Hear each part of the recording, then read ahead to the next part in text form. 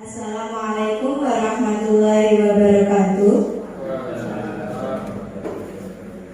Yang terhormat Bapak Kepala Sekolah SD Negeri Mediri 1, yang kami hormati Bapak Ibu Guru dan tenaga kependidikan SD Negeri Mediri 1. Izinkan saya mengucapkan terima kasih karena Bapak Ibu semua telah berkenan menghadiri undangan dari kami, dan terima kasih pula telah dibantu dalam persiapan kegiatan hari ini. Bapak Ibu yang terhormat, pada kesempatan hari ini saya akan melakukan sebuah kegiatan diseminasi pemahaman dan pengalaman penerapan budaya positif, di mana kegiatan ini merupakan salah satu tugas kami sebagai peserta program guru penggerak pada modul 1. Nah, selama ini kami sudah mempelajari mulai dari modul 1 ini ada 1.1, 1.2, 1.3, dan 1.4, hingga akhirnya kami memiliki tugas untuk menyampaikan atau mengimbaskan dari pemahaman tentang budaya positif. Selanjutnya, yang pertama yang akan kita bahas hari ini yaitu tentang konsep utama modul budaya positif, yang meliputi adanya perubahan paradigma belajar, disiplin positif, kebutuhan manusia, motivasi perilaku manusia, posisi kontrol restitusi, keyakinan kelas, dan segitiga restitusi. Nah, dari beberapa konsep ini mungkin Bapak Ibu semua sudah pernah mendengar atau mempelajari tentang budaya positif. Di sini saya di sini bukan berarti saya yang tahu sebenarnya dari Bapak Ibu, tapi saya di sini hanya sharing, berbagi tentang apa yang saya ketahui, dan nantinya Bapak Ibu dapat menyampaikan pengalaman yang sudah Bapak Ibu laksanakan dalam kegiatan sehari-hari. Nah, yang pertama kita akan bahas tentang pembelajaran paradigma baru, di mana pembelajaran dengan paradigma baru ini dirancang berdasarkan prinsip pembelajaran yang terdiferensiasi, di mana setiap peserta didik itu memiliki karakteristiknya masing-masing, sehingga dalam belajar dapat disesuaikan dengan karakteristiknya untuk mewujudkan profil pelajar Pancasila. Nah, profil pelajar Pancasila ada berapa dimensi Bapak Ibu? Nah, ada 6. Apa saja Pak Antoni? Keterlibatan global, keterlibatan kreatif, kritis, mandiri, dan beriman. Ya, jadi profil pelajar Pancasila ada 6 dimensi. Yang pertama, beriman dan bertakwa kepada Tuhan Yang Esa dan berakhlak mulia. Yang kedua, berkebinekaan global. 3, gotong royong. 4, mandiri. 5, kreatif. Dan 6, bernalar kritis. Yang insya Allah kita semua memiliki visi yang sama, di mana untuk mewujudkan suatu siswa itu nantinya memiliki nilai-nilai sesuai dengan profil pelajar Pancasila. Nah, selanjutnya adalah disiplin positif. Sebelum kita lanjut, menurut Bapak Ibu, yang dimaksud dengan disiplin itu apa ya? Monggo, gimana? Kalau menurut saya, disiplin itu suatu aturan yang ada di sekolah tersebut. Baik, terima kasih Bu Tun. Ya, jadi disiplin itu aturan ya Bapak Ibu. Jadi kalau siswa itu mendengar kata aturan, sudah deg-degan, nah, berarti saya diatur untuk tidak melakukan sesuatu. Nah, sudah diatur seperti itu. Jadi memang benar bahwa disiplin dalam budaya kita itu dimaknai dengan sesuatu yang harus dilakukan oleh seorang pada orang lain untuk mendapatkan kepatuhan, harus patuh. Sehingga kita cenderung menghubungkan kata disiplin ini dengan kata ketidaknyamanan. Nah, kita sebagai pendidik tujuannya adalah menciptakan siswa siswa yang memiliki disiplin diri, sehingga mereka dapat berperilaku dengan mengacu pada nilai-nilai kebajikan universal dan memiliki motivasi intrinsik, bukan motivasi ekstrinsik. Di mana motivasi intrinsik itu merupakan motivasi yang berasal dari diri sendiri. Nah, jadi siswa melakukan sebuah kegiatan tidak karena takut dihukum, tidak karena ingin mendapatkan imbalan atau penghargaan, tidak karena takut pada aturan, tapi siswa bisa melakukan kegiatan sebuah tindakan itu karena berasal dari dirinya sendiri.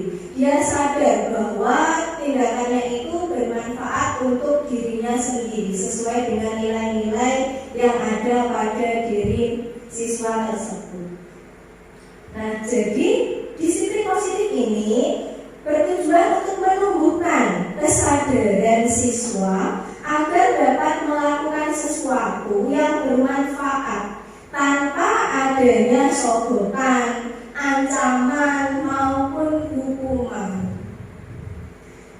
Nah, sebagai manusia kita pasti memiliki yang namanya kebutuhan yang melatar belakangi tingkah laku kita sebagai manusia. Kebutuhan itu disebut sebagai kebutuhan dasar manusia. Nah, kebutuhan dasar ini sendiri terdiri dari yang pertama ada bertahan hidup. Kebutuhan dasar manusia bertahan hidup ini berhubungan dengan fisiologis atau fisik, seperti sandang, pangan, papan.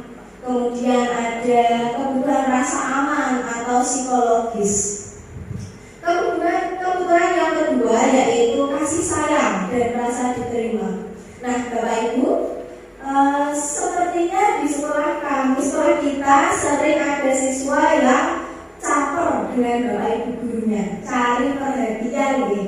Ada yang cari perhatian. Nah, mungkin siswa yang cari perhatian itu kurang mendapat kasih sayang dalam keluarga, sehingga dia meluapkan rasa kurang kasih sayangnya itu kepada gurunya.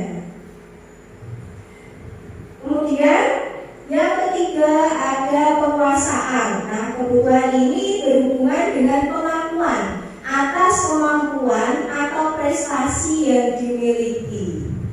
Yang keempat ada kebebasan atau confidence. Nah, kebebasan ini diartikan bahwa siswa itu tidak ingin terkekang terutama pada peraturan tadi. Nah, sehingga siswa itu ingin bebas, ingin merdeka.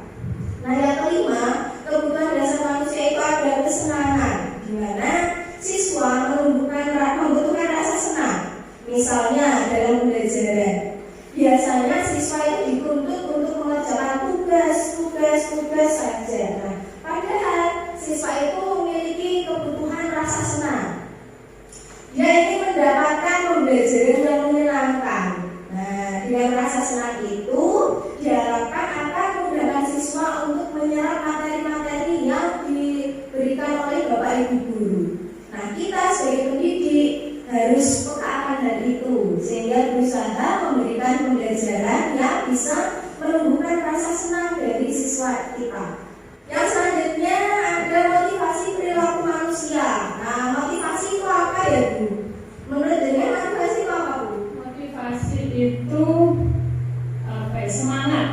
semangat untuk melakukan sesuatu atau tujuan ya.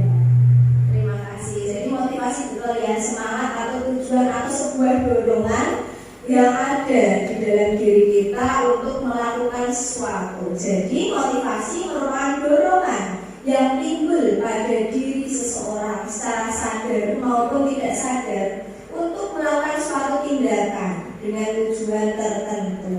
Nah, di sini ada beberapa bagian. Yang pertama, tujuan dari motivasi itu untuk menghindari ketidaknyamanan atau hukuman, di mana siswa melakukan disiplin diri karena takut dihukum. Nah, contoh ini termasuk dalam motivasi intrinsik atau ekstrinsik ya Bapak Ibu? Ekstrinsik, karena takut dihukum. Jadi motivasi ini termasuk termasuk motivasi ekstrinsik. Nah, kemudian yang kedua, motivasi perilaku manusia ini ditujukan untuk mendapatkan imbalan dari orang lain atau institusi. Nah, siswa di sini melakukan disiplin diri karena ia ingin mendapatkan imbalan. Nah, ini termasuk motivasi intrinsik atau ekstrinsik ya Bapak Ibu?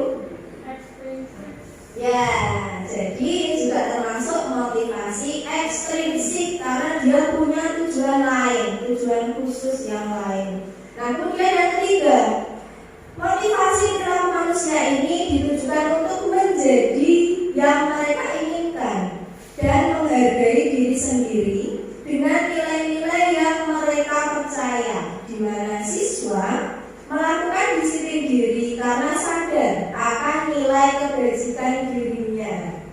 Kira-kira termasuk motivasi intrinsik atau ekstrinsik? Ya, intrinsik. Jadi ini nanti motivasi intrinsik ini yang nantinya akan kita tanamkan dengan tujuan untuk disiplin positif, yaitu agar murid itu sadar bahwa dirinya itu memiliki nilai kebajikan, di mana nilai kebajikan itu bermanfaat untuk dirinya sendiri maupun orang yang ada di sekitarnya. Jadi yang lebih baik itu motivasi intrinsik atau ekstrinsik Bapak Ibu? Jelas motivasi intrinsik ya. Dengan motivasi intrinsik, jadi nantinya motivasi itu berasal dari dirinya sendiri. Tidak semata-mata karena takut hukuman, taat pada aturan atau mendapatkan imbalan, tapi motivasi itu berasal betul-betul dari dirinya. Dia sadar bahwa dia memang membutuhkan, dia memang memiliki manfaat ketika melakukan hal itu, dan manfaat itu tidak hanya untuk dirinya sendiri, tapi juga untuk orang lain. Nah, konsep disiplin yang selanjutnya yaitu hukuman. Nah, hubungannya dengan hukuman, konsep disiplin di sini termasuk disiplin yang gagal, Bapak Ibu. Mengapa gagal? Karena kita sering melihat hukuman itu sangat menyakitkan, terutama untuk anak yang mengalaminya. Nah, kemudian selain rasa menyakitkan juga timbul rasa yang tidak nyaman. Siswa menjadi takut, kemudian dia jadi terpaksa melakukan hal yang sebenarnya dia tidak inginkan. Dan jika kalau dia melakukan kesalahan, dia berusaha menutupi itu, lari dari kenyataan, jadi tidak jujur. Nah, oleh karena itu, konsep disiplin hukuman ini termasuk konsep disiplin yang gagal. Nah, kemudian konsep disiplin yang kedua itu ada konsekuensi. Tadi hukuman, yang selanjutnya adalah konsekuensi. Nah, konsekuensi ini terjadi apabila murid itu melakukan kesalahan, dia akan bertanggung jawab terhadap kesalahannya itu. Misalnya, ketika di dalam kelas ada seorang murid yang menumpahkan air minum dari temannya, kira-kira apa yang akan dilakukan murid itu, Bapak Ibu?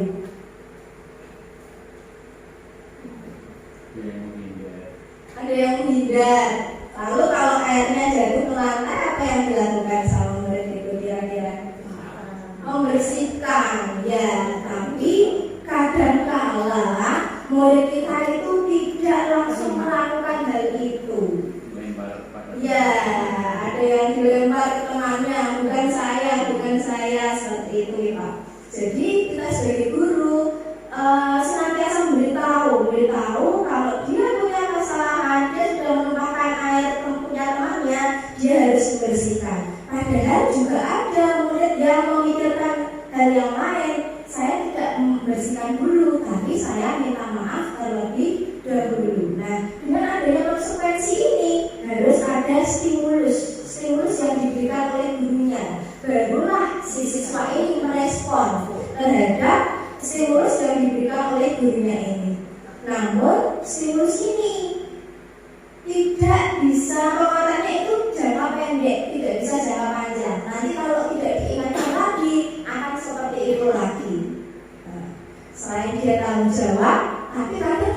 lupa, tidak dilakukan, sehingga perlu adanya monitoring berkelanjutan, diingatkan terus-menerus, dipantau terus-menerus. Itu yang namanya konsekuensi. Nah, coba Bapak Ibu, mari kita telah bersama. Di sini ada beberapa tindakan guru. Nah, yang pertama itu mencatat 100 kali di dalam buku kalimat saya tidak akan terlambat lagi. Nah, karena terlambat ke sekolah. Ini termasuk hukuman atau konsekuensi ya Bapak Ibu? Konsekuensi. Apakah konsekuensi? Mencatat 100 kali di dalam buku kalimat saya tidak akan terlambat lagi. Konsekuensi Hukuman. Ya, kita simpan dulu jawabannya. Yang kedua, lari keliling lapangan basket 2 kali karena terlambat hadir di sekolah. Hukuman atau konsekuensi Bapak Ibu? Konsekuensi atau hukuman?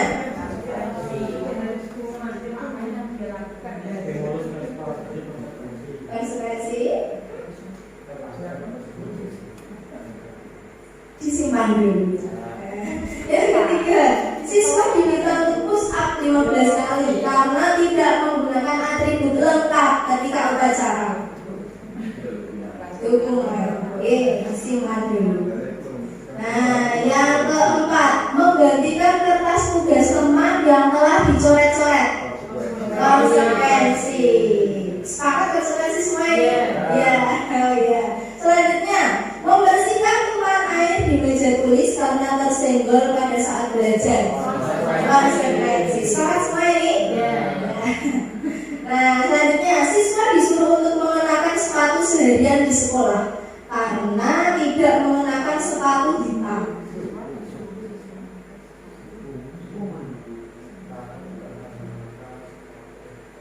Karena tidak mengenakan sepatu hitam. Konsekuensi atau hukuman? Hukuman. Baik. Yang terakhir. Ya, dihukum. Yang terakhir, lari mengelilingi lapangan basket 2 kali karena terlambat 10 menit untuk pelajaran PJOK. Nah, di sini ada punya untuk pelajaran PJOK.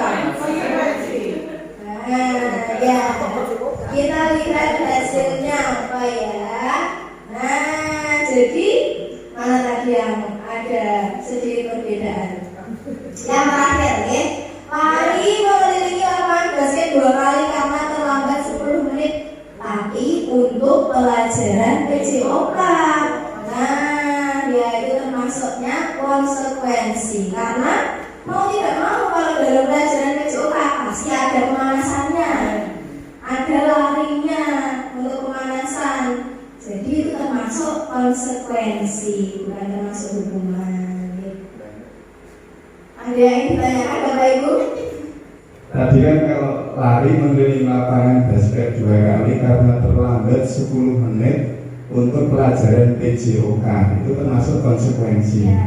Karena sesuai dengan pelajarannya gitu ya. Nah, misalnya yang nomor 1 mencatat 100 kali di dalam buku kalimat saya tidak akan terlambat lagi. Dan misal itu dilaksanakan pada saat pelajaran bahasa Indonesia, pada saat materi menulis. Nah, maksudnya apa itu menurut saudara? Ya, baik Bapak Ibu. Jadi hukuman di sini berkaitan dengan aturan atau tata tertib yang ada di sekolah. Yang namanya tata tertib biasanya ada, harus hadir tepat waktu. Nah, jadi dengan siswa yang tidak hadir tepat waktu dan guru meminta untuk menuliskan, jadi itu menurut hemat kami itu termasuk hukuman. Ya, Bapak Ibu. Jadi yang selanjutnya ini adalah konsep disiplin. Nah, ini yang baru saya temui Bapak Ibu dalam pembelajaran modul 1.4 ini, yaitu restitusi. Konsep restitusi ini merupakan konsep disiplin yang sukses. Mengapa sukses Bapak Ibu? Nah, karena dalam konsep disiplin restitusi ini merupakan murid ini akan bertanggung jawab atas perilakunya. Tapi bedanya kalau dari yang konsekuensi tadi, tanggung jawabnya itu dituntun oleh Bapak Ibu gurunya, masih ada dituntun. Tapi kalau yang restitusi ini, anak-anak siswa itu yang melakukan pelanggaran diberi kesempatan untuk menelaah kembali. Jadi di dalam kelas itu sebelumnya dibuat sebuah keyakinan. Nanti di belakang akan saya bahas tentang keyakinan itu. Jadi siswa itu diarahkan bahwa kegiatannya atau tindakan yang dilakukan itu sesuai dengan kesepakatan yang ada atau tidak. Kemudian dari kegiatan atau tindakan itu siswa diarahkan untuk mencari solusi sendiri. Nah, jadi tidak dari gurunya solusi itu diberikan, tapi si siswa ini sendiri yang mengungkapkan pendapatnya untuk memecahkan permasalahan yang dia alami. Nah, kemudian dari contoh yang tadi menumpahkan air minum punya temannya di dalam kelas, dengan menggunakan restitusi ini, sebelum dia diberikan solusi oleh gurunya yaitu membersihkan lantai, dia bisa berpikir dulu, dia diberi waktu dulu untuk memikirkan kesalahannya yang dilakukan seperti apa, kemudian solusi yang dia terapkan nanti bagaimana. Nah, tentunya sebelum dia membongkar lantai, yang pertama dia harus meminta maaf terlebih dahulu. Setelah meminta maaf, barulah dia membersihkan tumpahan dari air itu tadi. Nah, dengan adanya restitusi ini, siswa itu akan lebih menghormati dirinya, akan lebih menghormati orang lain, temannya, gurunya, sehingga dengan solusi yang ada itu yang dari dia sendiri, dia tidak merasakan mendapat paksaan atau hukuman dari gurunya. Itu restitusi. Nah, dalam restitusi ini ada 5 posisi kontrol. Yang pertama ada penghukum. Yang kedua ada pembuat rasa bersalah. Yang ketiga sebagai teman. Yang keempat sebagai pemantau. Dan yang kelima sebagai manajer.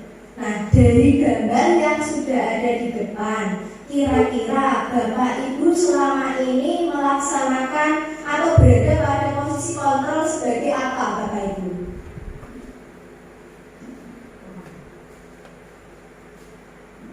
Penghukum, membuat rasa bersalah, teman, pemantau atau manajer. Penghukum. Ada apa lagi? Pemantau. Ada yang lain? Teman. Baik. Duduk bersama gitu ya, Bu. Ada lagi? Ada penghukum, pemantau, dan teman. Kita ulas satu persatu ya, Bapak Ibu. Di sini contoh penerapan 5 posisi kontrol. Dalam kasus siswa tidak mengerjakan PR. Nah, sebagai guru, jika kita sebagai penghukum, kita pasti akan mengatakan kerjakan PR itu di luar kelas. Sudah itu top titik. Adakah yang seperti itu? Ya, jadi kalau seperti itu berarti posisi kita sebagai penghukum.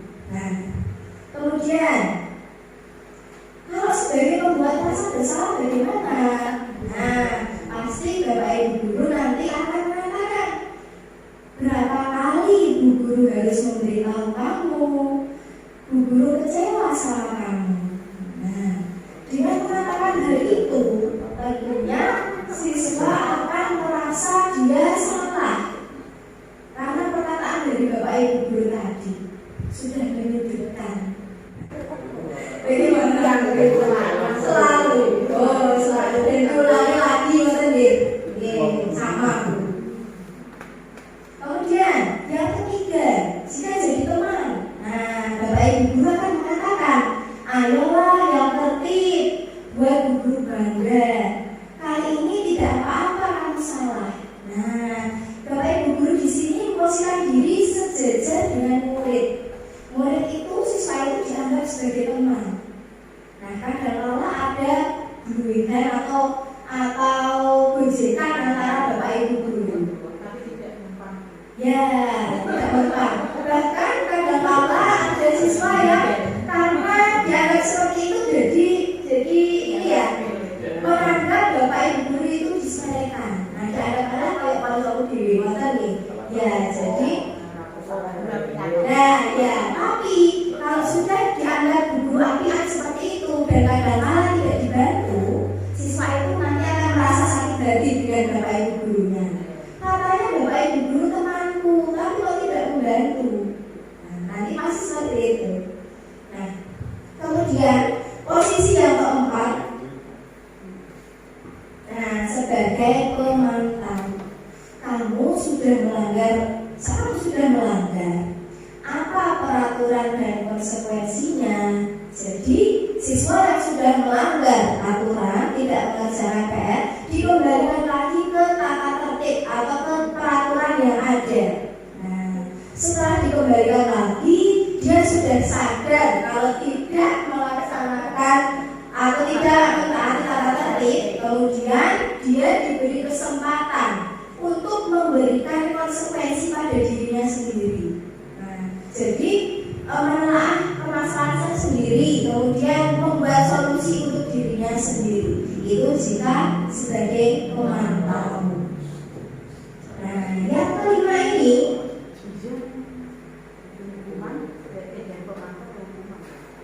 ya.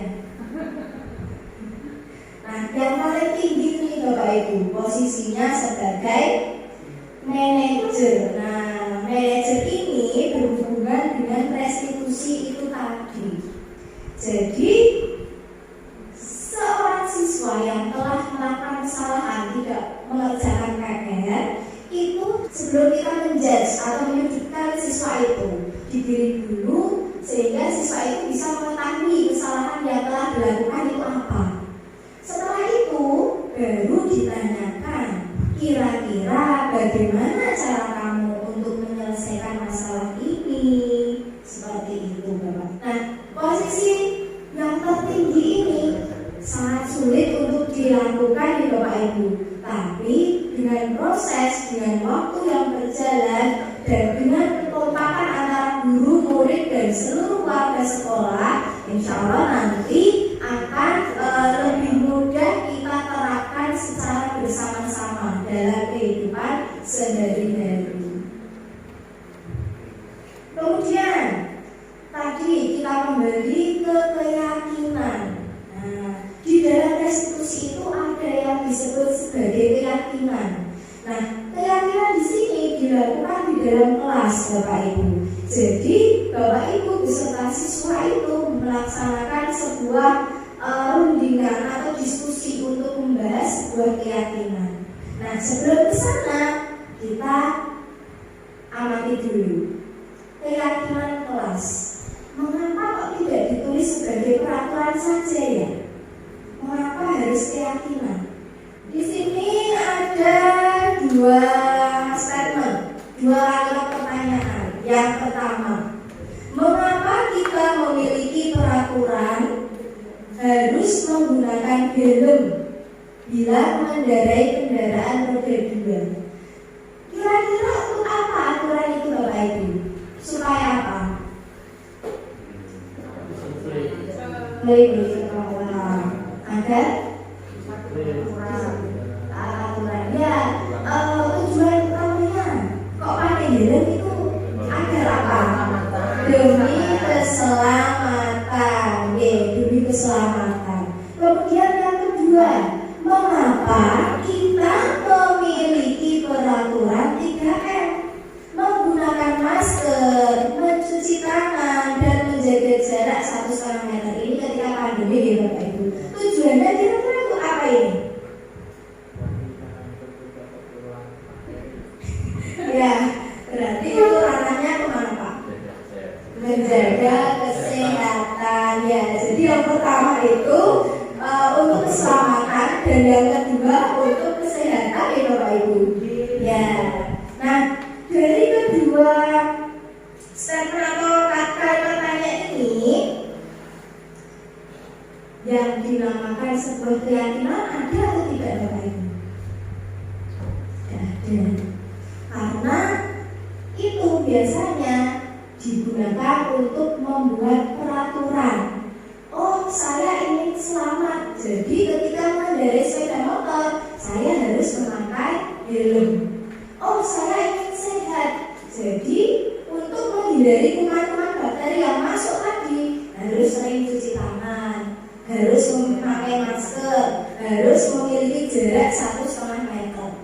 Nah, itu jika diri kita sadar bahwa kita membutuhkan keselamatan dan kesehatan, itulah peraturan. Tapi jika kita tidak sadar, kita tidak melakukan hal itu, ya sudah, konsekuensi ada pada diri kita sendiri. Nah, dengan adanya keyakinan kelas, kita berusaha merubah kata-kata menjadi lebih positif. Kemarin kita di kelas 4 sudah berusaha menerapkan membuat keyakinan kelas, di mana yang pertama itu kita berdiskusi terhadap peraturan yang ada di sekolah. Di belakang kelas kan ada tata tertib di Bapak Ibu, ada tata tertib kelas, ada tata tertib sekolah. Nah, saya dan anak-anak itu mendiskusikan tentang tata tertib itu.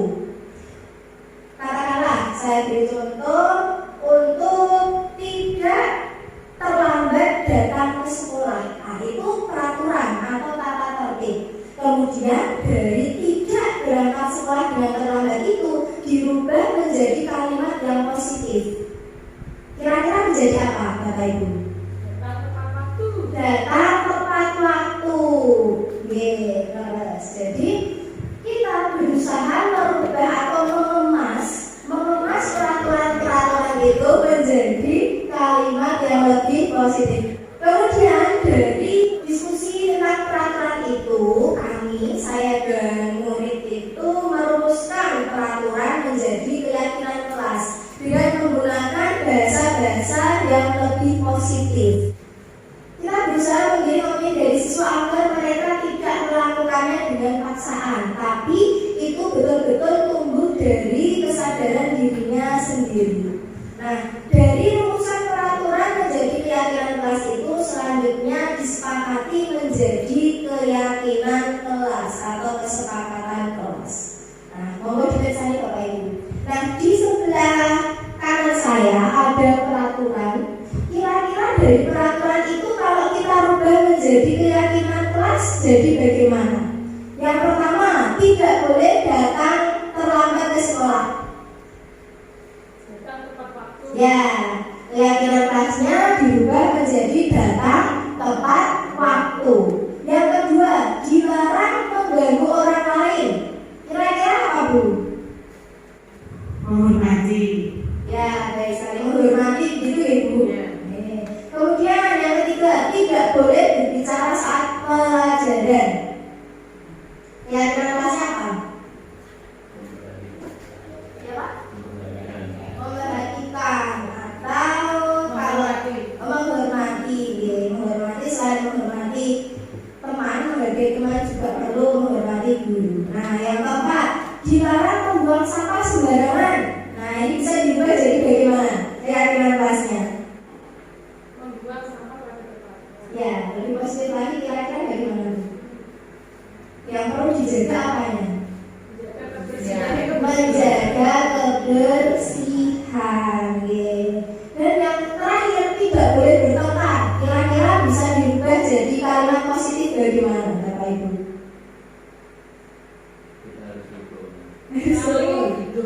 Saling menghormati, saling menyayangi. Ya, coba.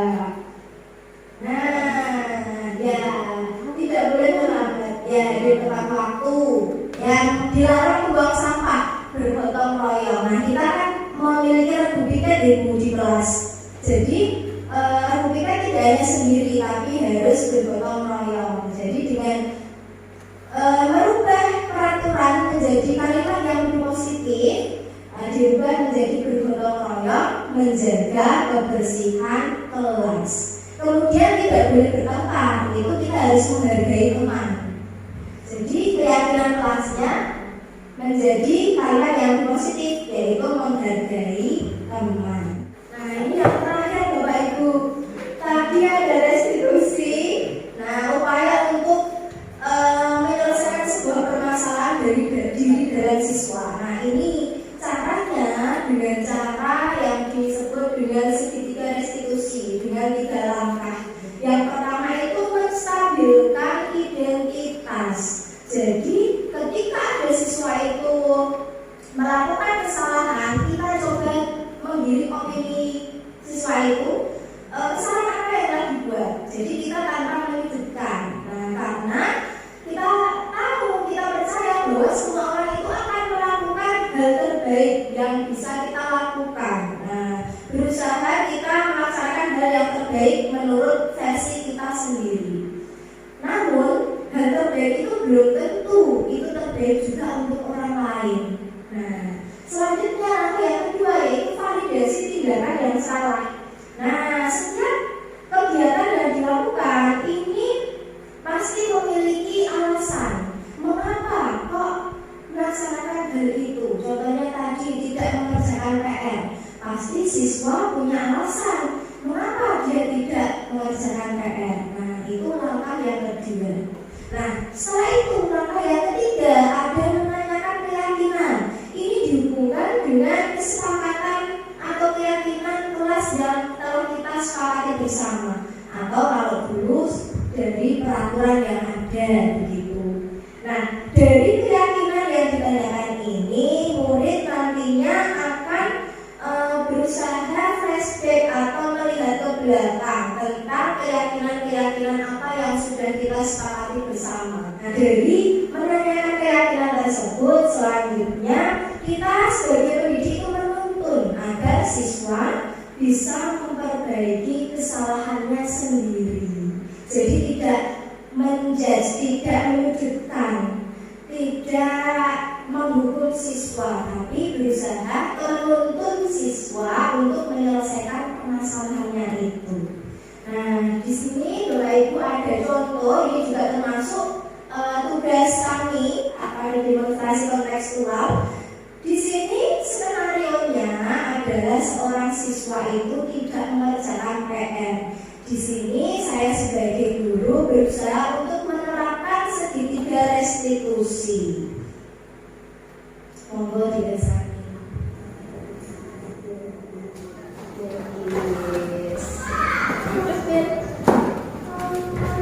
Bilkis, Bu Guru tadi dapat laporan dari Bu Eni. Memangnya ada masalah apa ya? Ya Bu, tadi pada jam pelajaran agama saya tidak mengerjakan PR. Oh begitu. Mengapa Bilkis tidak mengerjakan PR? Saya merasa malas Bu karena soalnya sulit-sulit. Memang Bilkis tidak memahami dengan materi yang telah disampaikan oleh Bu Eni. Ya Begitu. Baiklah. Di sini Bu Guru tidak akan mencari siapa yang salah, tapi Bu Guru akan mencari solusi untuk permasalahan yang sedang kamu alami ini. Baiklah. Nah, Bu Guru tahu Bilkis pasti merasa senang, tapi itu juga merugikan dirimu sendiri. Dan sekarang Bilkis sedang ada masalah. iya Bu. Nah, sekarang coba kita ingat-ingat kesepakatan kelas kita. Apakah tindakan Bilkis itu benar, sudah sesuai dengan kesepakatan kelas kita? Lalu, apa yang menunjukkan bahwa itu belum sesuai dengan kesepakatan kelas kita? Harus mengerjakan tugas dari Bu Guru dengan baik dan Baik, sekarang Bilkis sudah mengingat tentang kesepakatan kelas kita. Lalu hubungannya dengan permasalahan Bilkis tidak mengerjakan PR, apa yang harus kamu lakukan? saya harus minta maaf kepada guru dan tidak akan mengulangi lagi. Baik sekali. Nah, baik Bilkis, betul sekali. sekali. Sebaiknya kita bersama-sama mengindahkan kesepakatan kelas yang telah kita sepakati bersama. Baik Bu. Silahkan Bilqis bertemu dengan Bu Eni dan minta maaf ya. Terima kasih Bilqis. Nah, Bapak Ibu, itu tadi sebuah penerapan segitiga restitusi yang saya coba terapkan dalam kelas saya, di mana kasusnya itu Bilqis adalah siswa yang tidak mengerjakan PR agama pada saat itu, sehingga saya mencoba menyelesaikan permasalahan Bilqis menggunakan segitiga restitusi. Yang pertama itu menstabilkan identitas. Jadi Bilqis ini saya tanya terlebih dahulu, ada masalah apa yang terjadi. Kita tidak menunjukkan dia langsung, tapi kita beri dulu opininya untuk menuju sebuah pengakuan tanpa paksaan. Kemudian yang kedua itu ada validasi kesalahan. Nah, jadi alasan yang diberikan Bilqis itu karena dia tidak memahami materi yang telah diberikan oleh Bu Eni. Jadi Bilqis ini alasannya sudah disampaikan. Setelah Bilqis menyampaikan, langkah yang ketiga saya menanyakan keyakinan bahwa di kelas sudah ada keyakinan kelas. Apakah Bilqis sudah mengindahkan keyakinan itu atau belum? Ternyata belum. Dia sudah menyadari akan hal itu. Selanjutnya dari keyakinan kelas itu saya menuntun Bilqis untuk memberikan solusi terhadap masalahnya sendiri dengan cara meminta maaf kepada Bu Eni dan tidak mengulanginya lagi. Nah, harapannya nanti Bapak Ibu semua dapat menerapkan segitiga restitusi ketika menemui siswanya dalam sebuah masalah tanpa adanya hukuman, tanpa adanya konsekuensi. Ngerti Bapak Ibu? Nah, sampai di sini Bapak Ibu ada yang ingin ditanyakan? Tidak. Yeah. Nah, kalau tidak, dari diseminasi ini saya sampaikan terima kasih kepada Bapak Ibu karena telah berkenan untuk menghadiri undangan dari kami. Semoga dengan sedikit konsep yang telah saya paparkan ini semoga bermanfaat untuk Bapak Ibu dan bisa diterapkan dalam kehidupan sehari-hari ketika bersama siswa maupun bersama anak-anak di rumah. Nah, saya mohon maaf apabila dalam pemaparan saya banyak sekali kesalahan. Saya mohon maaf yang sebesar-besarnya ya Bapak Ibu. Terima kasih Bapak Ibu. Sekian dari saya. Wabillahi taufiq wal hidayah. Wassalamualaikum warahmatullahi wabarakatuh.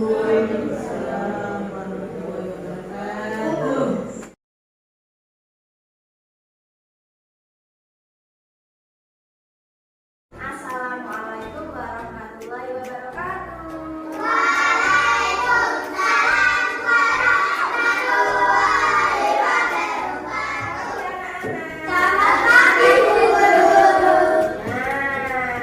Ini terlihat semangat semua ya. Nah, semua semangat? Semua ceria? Alhamdulillah. Ini sudah sarapan semua? Anak-anak, hari ini sesuai dengan agenda kita akan membahas sebuah keyakinan. Sebuah keyakinan kelas itu nanti akan kita buat secara bersama-sama. Akan kita diskusikan bersama-sama bagaimana sih lingkungan kelasmu ini yang kamu inginkan. Kamu ingin kelas yang bagaimana? Punya kelas yang menyenangkan? Kelas yang menggembirakan? Di dalam keyakinan kelas itu nanti ada sebuah nilai-nilai kebajikan. Ada nilai kebajikan apa saja yang kalian ketahui? Ya? Kebersihan, kedisiplinan,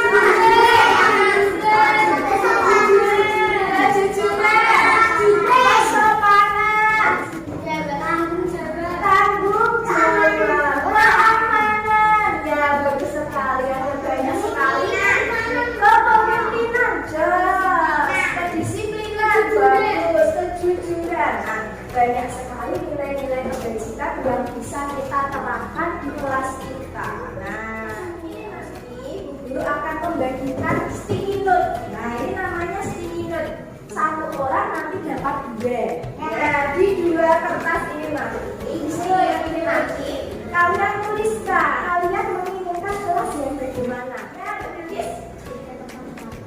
Oh, melaksanakan tiket tepat waktu. Ya, kalau melaksanakan tiket tepat waktu berarti termasuk nilai kebajikan apa ya? Kedisiplinan. Bisa masuk ke kebajikan, bisa masuk kedisiplinan. Nah, contohnya apa lagi? Kesepakatan kelas, keyakinan kelas. Ya, menghormati guru. Nah, bagus. Menghormati guru berarti termasuk nilai kebajikannya apa? Kesopanan. Bagus sekali. Sudah bahas tentang keyakinan kelas kalau begitu? Sudah. Ini nanti Bu Guru bagikan satu arah 2 lembar. Kalian tuliskan.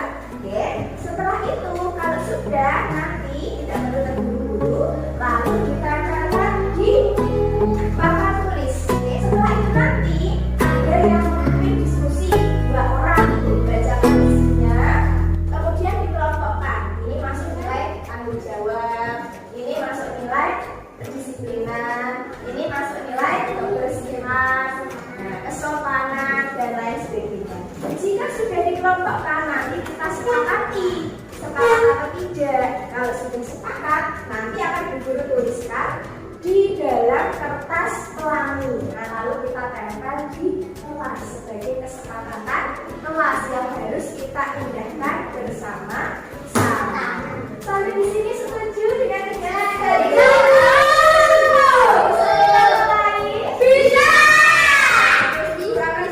ya. Nah, tulis dulu namanya.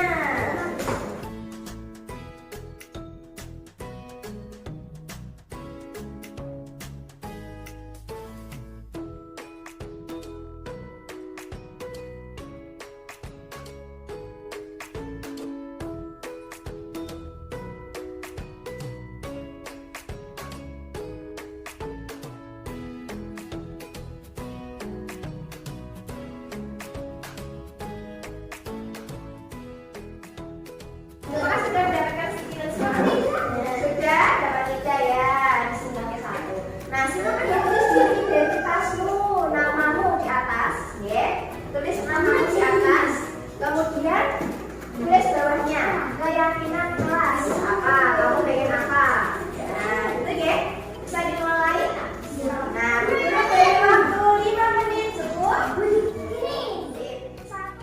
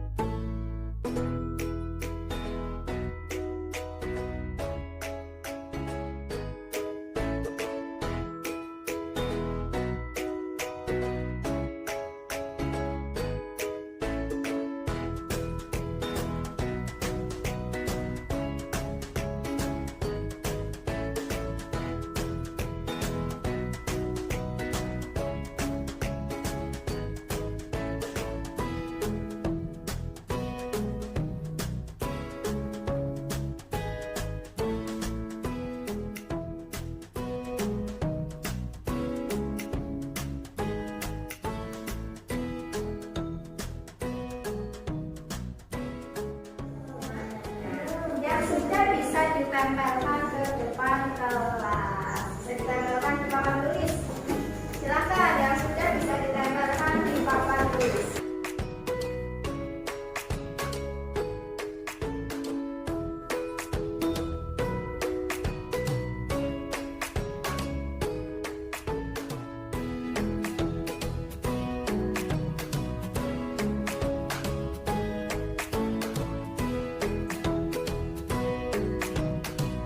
Sudah semua ya? Sudah ditempel semua? Nah sekarang Bu Guru minta tolong satu orang untuk membacakannya. Nah ya coba Yukis maju untuk dibacakan. Ada apa saja? Ya, bacakan yang keras. Ya, mulai dari ini. Ya, datang ke sekolah tepat waktu. Lalu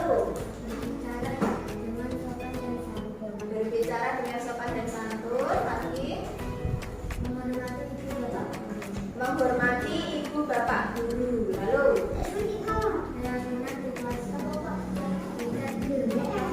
weekend tepat waktu, mengerjakan pekerjaan rumah atau PR, membuang sampah, membersihkan kelas. Yang sebelah sana sudah dibaca. PR sama ya, mengerjakan PR, menghormati. Jadi ada yang sama ya, ada yang sama mengerjakan PR, menghormati bapak ibu guru, menjaga kebersihan kelas. Nah selanjutnya ini tadi sudah dibacakan sama Mbak Bilkis. Setelah ini Ibu Guru minta tolong 2 orang, jadi 1 orang lagi untuk membantu Bilkis mengelompokkan kesepakatan ini untuk menjadi satu dalam satu nilai kebajikan. Contohnya, kalau menghormati guru berarti nilai kebajikannya apa? Kesopanan. Nah, di sini nanti akan ditulis kesopanan. Berarti yang masuk kesopanan apa saja nilai ditempelkan di sini. Kemudian, kalau menjaga kebersihan kelas termasuk nilai kebajikannya apa? Kebersihan. Nanti ditulis di sini, dikelompokkan di sini. Ngerti nggih? Bisa? Bisa? Ya Mbak Grace mau dibantu oleh siapa? Milih. Di Eka, ya silakan.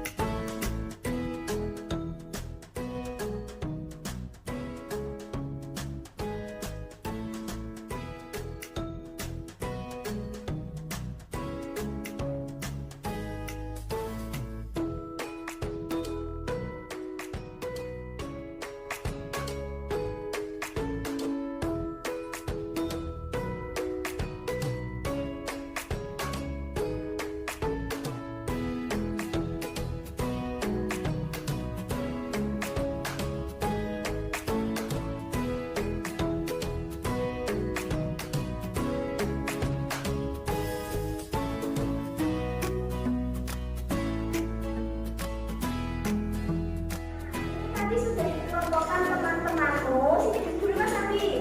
Ada berapa kelompok nilai kebajikan yang sudah dikelompokkan ini tadi? 3. Ada 3. Ada kelompok kebajikan apa saja? Tanggung jawab. Coba bacakan Mas Andi yang masuk nilai kebajikan kesopanan apa saja? Ya, berbicara dengan sopan dan santun. Sepakat atau tidak? Sepakat? Mas Adi sepakat? Oke. Ada lagi yang menghormati ibu bapak guru. Pada nilai kesopanan. Apakah semuanya sepakat? Ada yang tidak sepakat? Sepakat ya? Nah, oke. Kemudian dinilai kebersihan. Nah, ada apa saja yang perlu kita sepakati? Membersihkan kelas. Nah, membersihkan kelas. Apakah semuanya sepakat? Kita harus memiliki keyakinan kelas menjaga kebersihan kelas agar kelasnya bersih, terbebas dari sarang nyamuk. Sepakat? Sepakat? Ya bagus. Sekarang pada nilai tanggung jawab.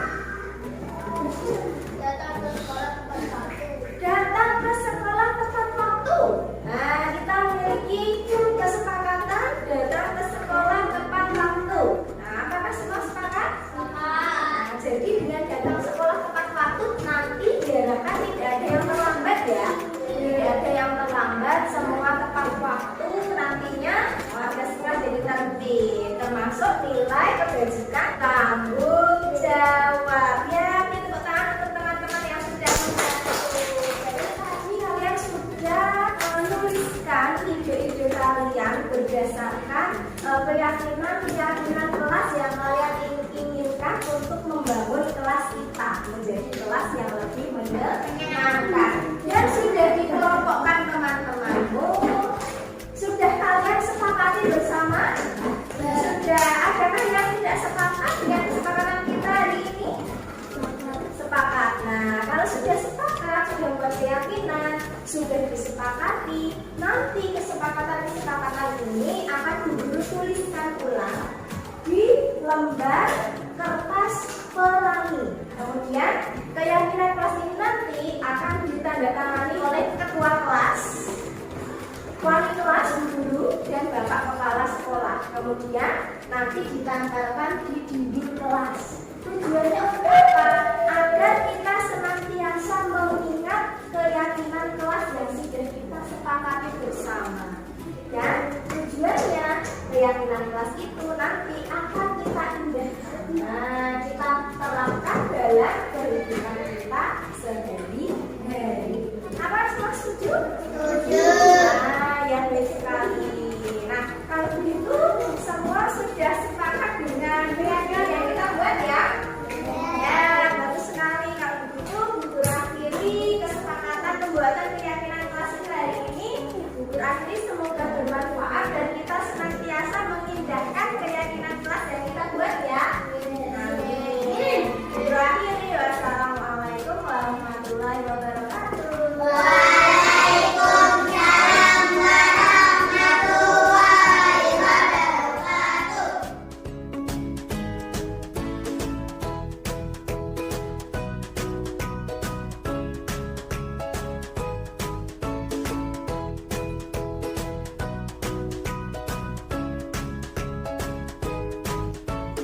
Setelah saya mempelajari modul 1.4 mengenai budaya positif, saya mencoba menerapkannya dalam keseharian di sekolah. Di antaranya, mencoba menyelesaikan permasalahan dengan langkah-langkah segitiga restitusi dan mengajak siswa membuat keyakinan kelas. Untuk implementasinya ke depan, saya akan mengajak rekan-rekan untuk melaksanakannya secara bersama-sama agar budaya positif di sekolah saya